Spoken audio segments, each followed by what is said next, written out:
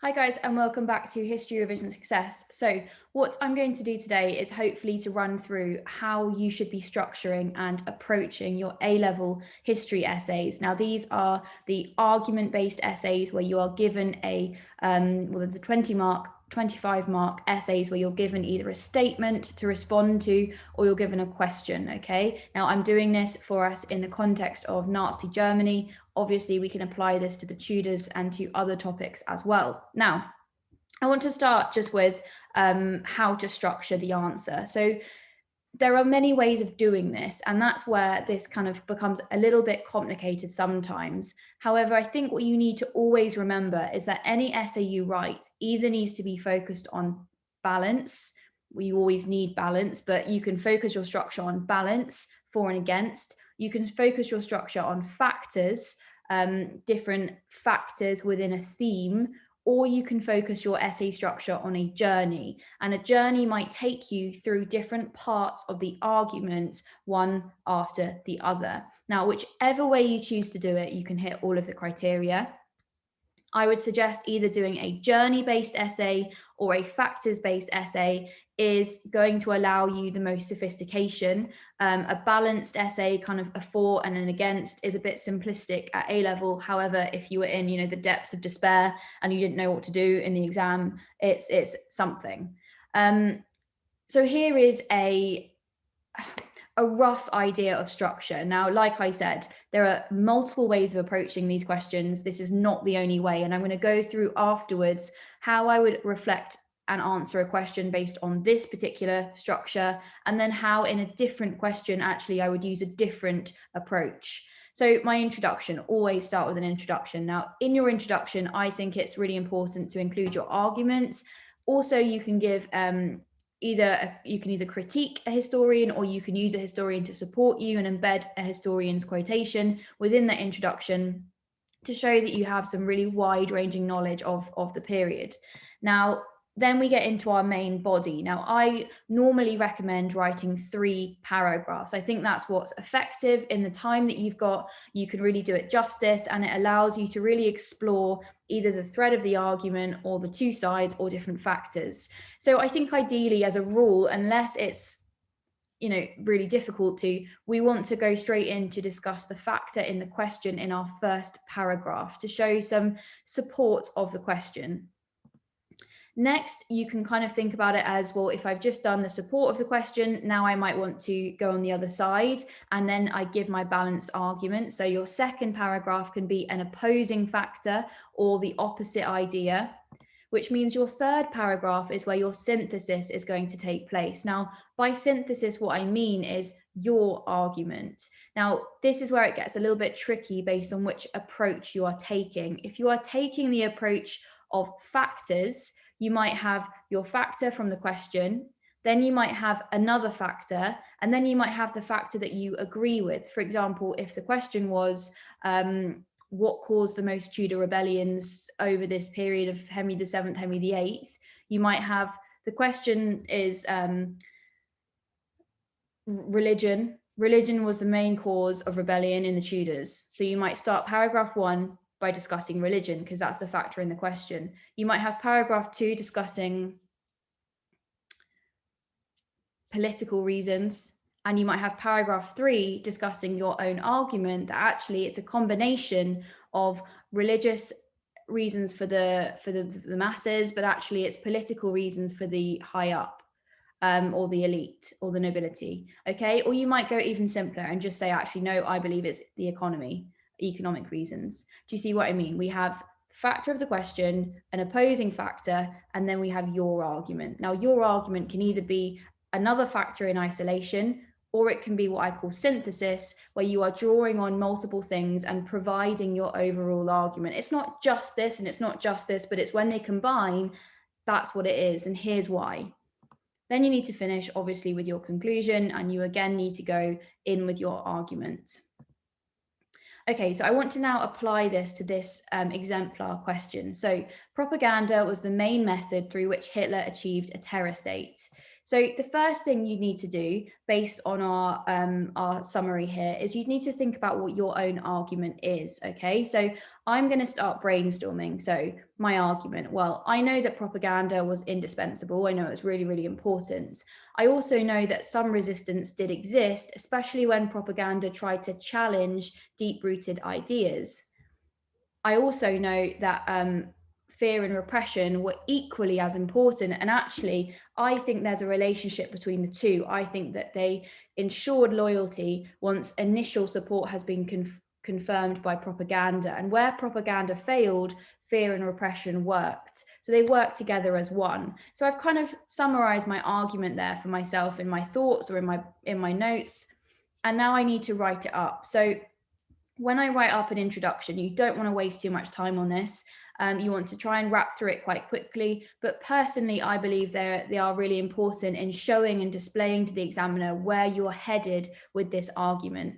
So some tips I would always suggest. Try to embed the statement into your introduction. Okay, if you've been given a quotation in your statement, in the question, you have to get it in there as a quotation because it shows the examiner you are engaging directly with the question. So for example, I haven't done it hugely well here because it didn't really fit, but I have used propaganda and I've put that into quotation marks. So propaganda was an indispensable method through which Hitler achieved a terror state. So I've literally taken my first idea and I've put it into a sentence. However, on its own, it was not the main method. So I've returned again to my statement and I've displayed my argument in one sentence. I'm telling the examiner, I do think it's really important, but I don't think it's the main method on its own. Both terror and propaganda are essential factors in the creation of the terror state. They were interdependent and indispensable. So I'm using some good terminology there. The cultivation of the Hitler myth and emphasis of pre-existing middle-class values, as put by Geary, meant Germans had something to be passionate about and encouraged the majority to support the Nazis in the first instance. Once this started to falter with the introduction of new policies that were less appealing to the ordinary person, the terror system had been effectively deployed to ensure fear-assured loyalty. I've clearly explained my argument. I am arguing that propaganda is equally as important as fear and terror, but there's a very interesting relationship in the fact that propaganda worked initially, and then by this point, the terror network has been effectively established to pick up any problems and deal with anything later on. I've also embedded a quotation from a historian, as you can see in red, to show that I read widely about this and I have got kind of above and beyond understanding of this topic. Now, the next thing I need to do is to take and break down my argument into my paragraphs, okay? So if I go back to my structure, what I want to do is have, first of all, my factor from the question. So I'm going to start by looking at propaganda. Then I might want to look at something else. And then I'm going to try and synthesize and provide a really high quality final oomph point at the end. So I'm going to do that by doing this. So I started with propaganda is indispensable. Okay, so I'm going to use that as my first paragraph and I'm going to write about propaganda. Now I've written a topic sentence for myself. Propaganda was very important in encouraging initial conformity to the regime. Now my topic sentence matches the question, it answers the question, it sums up for the examiner in one sentence what the entire paragraph is going to be on. Next paragraph.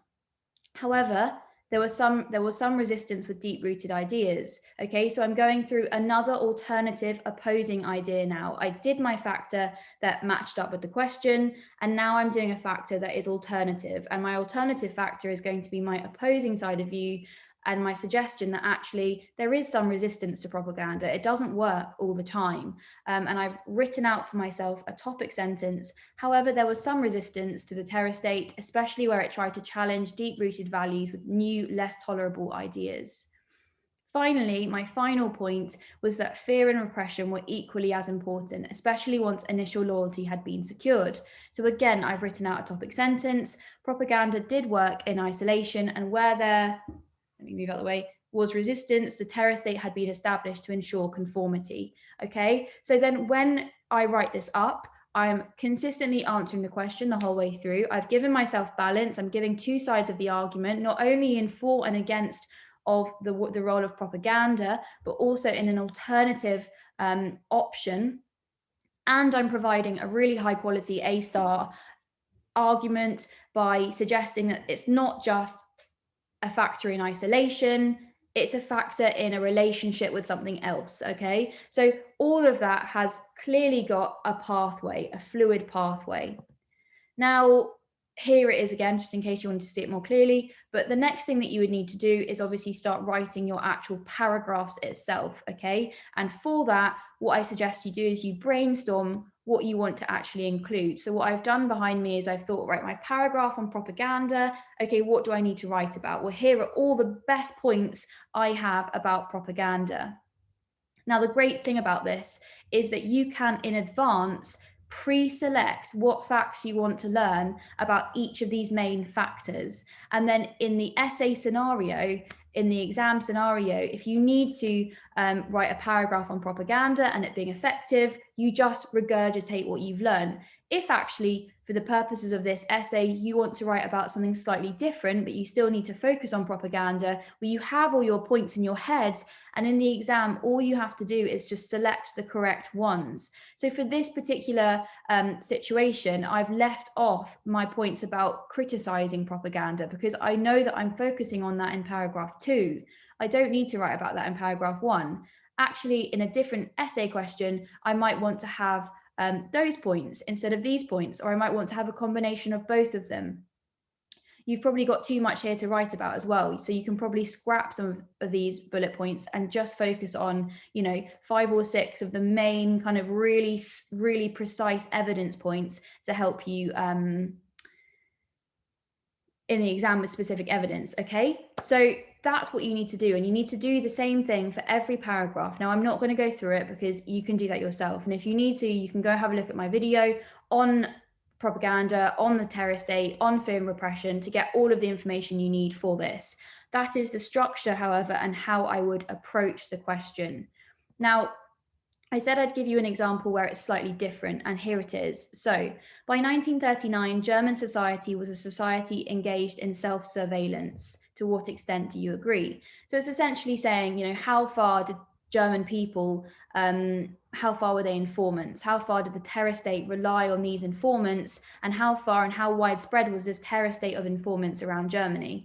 So I don't think this question fits as well the same structure we did earlier. So the first thing I'm going to do again is think about my argument. Now, when I'm thinking about this, I'm thinking about all my ideas that are coming to mind about this topic. And firstly, I do think there's an effective police state. I do think there was limited manpower of the Gestapo, and I do think that that led to the fact there was a lot of people that engaged in self-surveillance. I know there was some resistance, but this was also limited. I've got my arguments. The next thing I have to do is write it up into an argument and into a introduction. So in exactly the same way as the first time, here is my introduction. Germany was a society engaged in self-surveillance. So again, I've got a quotation from the question. The Nazi terror state had effectively created a regime where, despite having limited manpower, a sufficiently comprehensive body of informants among civilians generated the notion that surveillance was omniscient, omnipotent, and omnipresent, as stated by Malman. So there's my historian. It works perfectly in this situation. Whilst there were some examples of resistance, so I'm giving my balance, my opposing view, this was limited and nearly always ineffective at defying the regime in any serious way. The way that I'm going to do it this time is I'm going to focus on my argument-based fluid 3-part structure. So rather than going through factor in the question, opposing factor synthesis, this way is actually very similar if you work it out, but I'm going to think about my introduction and I'm going to break it into 3 parts. So I'm going to think about the fact that I want to go through self-surveillance, the creation of the Gestapo and the terror state, and the fact there's some resistance. So there we go. The police state was very effective. However, there was limited manpower, so there was self-surveillance. There was some resistance, but it's limited, and therefore we have a society engaged in self-surveillance. So I've broken my argument into 3 parts, okay? And before I start writing, I have my 3 parts clearly lined out for me, so I know where I'm going. Now, exactly the same as last time, I need to think of my topic sentences. As somebody who reads a huge amount of essays, topic sentences are some of the most important things you can do to make your essay better, okay? They give clarity, they inform the examiner exactly what's coming, and they make your essay sound more intelligent as it flows far better than if you just whack in any random sentence, okay? Linking sentences at the end are equally important as well. So I've turned the police state was very effective into a really good, clear topic sentence. German society was monitored by a very effective police system, which created an atmosphere that stimulated fear and self-surveillance. And in that paragraph, I'm going to go through the creation of the police terror state. In my second paragraph, I'm going to go through the fact that actually, because the manpower of the Gestapo was so limited, it actually did very heavily rely on self-surveillance. So I'm fully proving by this point in my essay that I believe self-surveillance, that it was a situation of self-surveillance, okay? So due to the limited manpower of the state police system, most notably the Gestapo, German society was engaged in self-surveillance. In my third paragraph, I'm doing what you have to do to provide the balance, and I'm going to suggest that actually, despite the effectiveness of fear and repression, some resistance to self-surveillance existed, and I'm going to go through that. However, by the end of that paragraph, I will ensure that I have suggested, despite this, it's limited, and therefore we can agree with the fact that the society was engaged in self-surveillance, because you have to answer your question, and you have to show fluidity throughout. That's the whole entire essay lined up for you with all of your topic sentences and your focuses. And then finally, I do exactly the same thing as I would do last time, and I would brainstorm all of my evidence that I might want to include. So the police state was very effective. So here I've got my generic paragraph or my generic bullet pointed paragraph all ready to go that I've memorized, that I've pre-written out, and that I can replicate in any essay where I have to write a paragraph arguing about the effectiveness of the police state. For the nature of this question, I might want to focus more heavily on the role of the Gestapo, the role of the SS as a visible presence, but more importantly, the role of the Gestapo in kind of being that all-present, ever-knowing body. Then in my second paragraph, I'll go on to talk about the fact that actually the Gestapo did not have very many people involved and that they needed the informants. And I have lots of statistics I would use to prove about the amount of people who provided information as informants.